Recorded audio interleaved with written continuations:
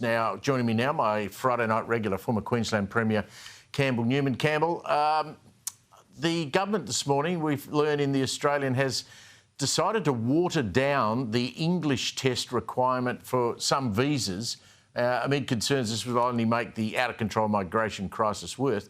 How much English should a person who gets the golden ticket to come and live in Australia be required to be able to speak and read and understand before they get a visa? Well, gee, Steve, there's a fair bit of detail on this one in terms of what the criteria mean and the various sort of rungs that you can set. But the story is really indicating the bar is being set quite low, that someone can actually sort of answer very simple questions about what is your name, where are you from. That sort of standard is what's being suggested is where we're going to.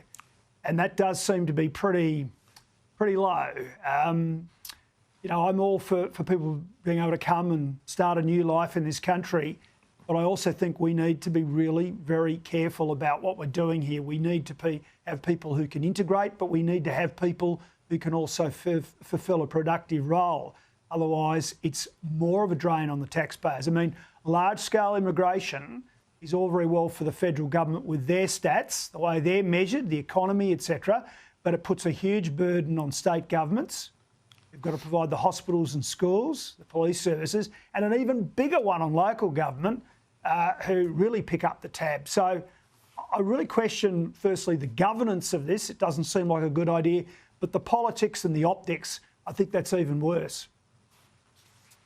Yeah, I think we all agree probably migration levels are too high, but you and I'm old enough, you may not be, but I'm certainly old enough to remember when we had the mass migration levels post-World War II out of Europe in the 50s, people from Italy and Greece largely, and from what was the state of Yugoslavia. I had mates whose parents were Italian and Greek, and often, particularly the mother, never learnt to speak English. I mean, and they spoke Greek and Italian at home. That didn't seem to cause us too much trouble. Yeah, look, I think that's actually a really fair point, Steve. And I think it is important to reflect on historically what's happened like that. Those were slightly different times, particularly post-World War II in the first sort of 10 to 15 years where Europe had been upended by World War II, and there were a lot of people who were almost of refugee status back then. But I think we're at a state now where we're taking such vast numbers in, we are developing a real problem in that we're diluting what it is to be Australian. And I think the great thing about the immigration waves of the past is it's been, in my humble opinion, better managed. And there's been a far greater commitment to actually becoming an Australian and bringing some great things from where you've come from, but then also signing on to Australian values. And the Greeks and the Italians who came, they were more the odd ones out in those days compared to the Brits, but they certainly have made their mark on Australia in a very positive way. Can we say that where we're going right now? I'm not so confident. Yeah, me either. And I must check whether student visas that are issued, whether that language applies to a student visa, but I'll have to do some work on that during the week. The Courier Mail, up your way, reported that a pro-Palestinian group, here we go again, is going to launch an application to shut down the Story Bridge for a protest. They've given plenty of warning. This is August 24. This group is Justice for Palestine. They say 7,000 people will take part.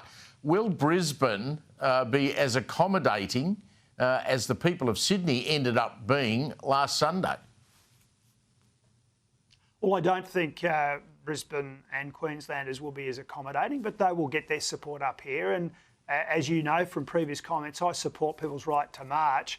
What, though, annoys me about this, of course, is I don't agree with the cause. I think it's misplaced, and I think it ignores the terrible atrocities of Hamas, which Israel is having to make a devil's bargain. They're in this quandary about how to deal with it. To shut down the Story Bridge is a complete living pain in the you-know-what. I'm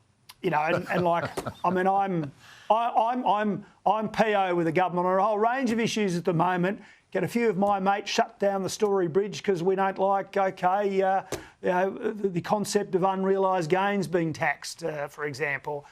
There was a group back in May in Brisbane who were upset about the council shutting down the pedestrian footpaths on the bridge because of maintenance issues. They weren't allowed to march. I mean, you've got to be careful here. We're going to have two-tiered policing and two-tiered sort of protests. We will. I mean, they have to be consistent. I'll join the superannuation march. I'll be the first one to put my hand up. Thank you, Campbell. Good on you. I'll talk to you next week.